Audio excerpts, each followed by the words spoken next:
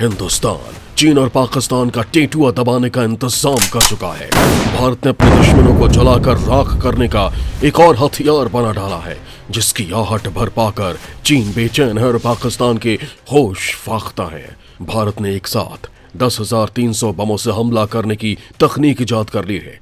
जी हाँ दोस्तों, 1, 2 या 100, 200 या 1000, 2000 बम नहीं, पूरे के पूरे 10,300 बमों से एक झटके में हमला करने की काबिलियत हिंदुस्तान के वैज्ञानिकों ने सालों की कड़ी मेहनत और दशकों लंबे चले रिसर्च के बाद खोज निकाली। इस तकनीक का तोड़ ना तो चीन के पास है और ना पाकिस्तान के पास। जब से इन जलनखोर पड़ोसियों को पता चला है कि भारत ने ऐसी टेक्नोलॉजी डेवलप कर ली है जिससे एक साथ 10,300 बमों से अटैक किया जा सकता है, दोनों मुल्कों की घिग्गी बंधी हुई है। दोनों देश थर थर कांप रहे हैं, उनके हलक सूख चुके हैं, जबान एक शब्द भी बोलने से इनकार कर चुकी है। भारत के हिस्से में एक और उपलब्धि हासिल करने का कारनामा किया है मध्य प्रदेश के जबलपुर जिले के ऑर्डिनेंस फैक्ट्री के वैज्ञानिकों ने। उन्होंने ऐसा हथियार बना डाला है जिसकी काट ना तो चीन के पास है और ना पाकिस्तान के पास। उसकी काट की कल्पना तक करने की ताकत नहीं है। यह हथियार स्टील्थ टेक्नोलॉजी को भी मात दे सकता है और जल, थल या आकाश कहीं से भी और कहीं पर भी दुश्मन के जहन्नुम का टिकट काट सकता है।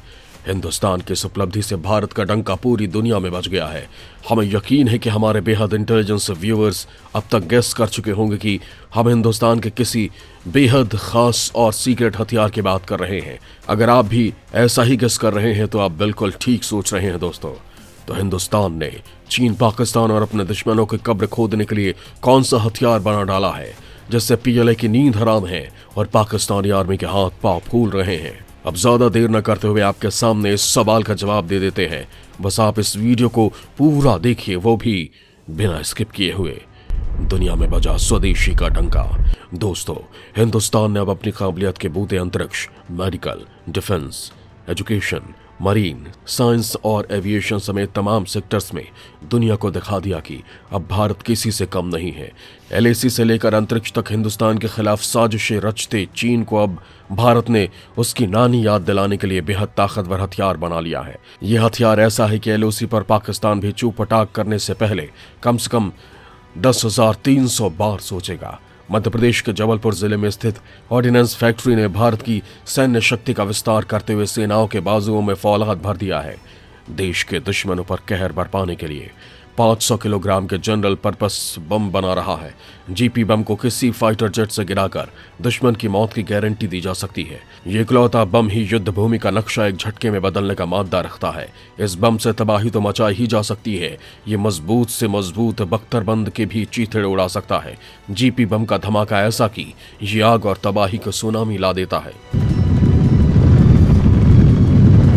जनरल पर्पस बम के विस्फोटक की ताकत ठीक वैसी ही है जैसी ताकत के बारे में आपने रामायण या महाभारत की गाथाओं में ब्रह्मास्त्रों के प्रभाव के बारे में सुनते या पढ़ते आए हैं।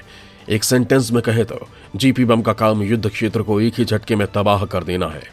इस बम को दुश्मन सैनिकों, वाहनों और इमारतों के समूल नाश और विध्वंस के लिए खास तौर पर डिजाइन किया गया है। जबलपुर जिले के खमरिया कस्बे में स्थित आयुध कारखाने में देश का सबसे बड़ा बम बनाया जा रहा है। पाकिस्तान और चीन जैसे पड़ोसी देशों की लगातार धमकियों, चालबाजियों और साजिशों के बीच इसके निर्माण को तेज कर दिया गया है। इस बम को खास तौर पर डिजाइन ही इस तरह से किया गया है कि ये बम पाकिस्तान के किसी भी एयरपोर्ट को एक ही हमले में तबाह कर डाले। इतना ही नहीं, चीन के बुलेट ट्रेन भी इसके निशाने पर आ सकेगी। चीन ने हिमाचल प्रदेश पर अपनी जो रेल लाइन भारत के खिलाफ गोला बारूद, असलहे और फौजियों को लाने ले जाने के लिए बनाई है, वो भी जीपी बम के निशाने पर आ चुकी है। ड्रैगन इसीलिए बौखलाया हुआ है। इस बम पर पिछले कई सालों से रक्षा अनुसंधान एवं विकास संगठन यानी डीआरडीओ रिसर्च कर रहा है। पिछले साल इसके टेस्ट रिजल्ट आने के बाद इसके उत्पादन को हरी झंडी दे दी गई है। वहीं प्रोडक्शन की निगरानी के लिए डीआरडीओ की एक टीम खमरिया पहुंच गई है। फैक्ट्री के AF6 सेक्शन में बीते सोमवार को ये बम बनाए जाने शुरू भी हो चुके हैं। इस प्रोजेक्ट को रक्षा विशेषज्ञ भारत के लिहाज से गेम चेंजर बता रहे हैं। भारत के पास जीपी बम होने का मतलब दुश्मन पर मनोवैज्ञानिक बढ़त बना लेना। आत्मनिर्भर भारत अभियान के तहत देश में ही अब रक्षा जरूरतों के लिए हथियार बनाए जा रहे हैं, जिसने दुनिया में भारत का डंका कैसे बजाया है और कैसे दुनिया के कई मुल्क लाइन में लगकर भारत से बने हथियार खरीदने को उतावले हैं और कौन सा मेक इन इंडिया के तहत बना हथियार दुनिया में हर मुल्क खरीदना चाहता है। इन सभी सवालों का जवाब देंगे आपको, लेकिन उससे पहले आपको बता देते हैं चीन और पाकिस्तान का काल जीपी बम की खासियतें।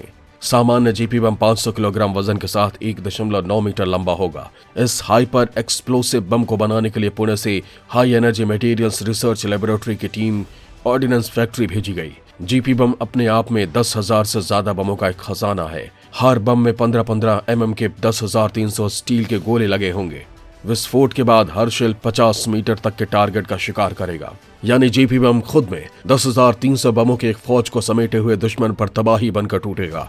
खास बात यह है कि स्टील के गोले 12 mm के स्टील प्लेट में भी घुस सकेंगे, जिसके कारण यह किसी भी सुरक्षा कवच को कागज के पन्नों की तरह चीर कर रख देगा।